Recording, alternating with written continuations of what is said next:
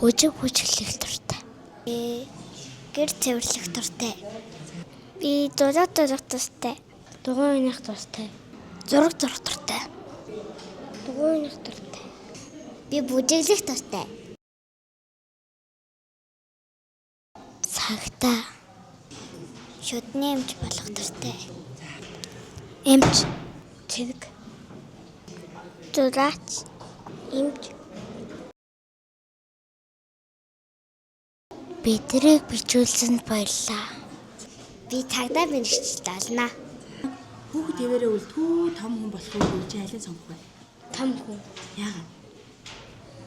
Ажилд ороод мөнгө олоод яваад идэг. Баялаа багшаа. Хайртай шүү гэж хэлмээр байна. Одоо би багшаагаа багш хүн гэж үздэг.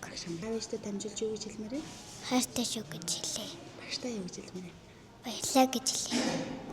Оюуны хөгжил. Багштай баярлаа. Хайртай шүү.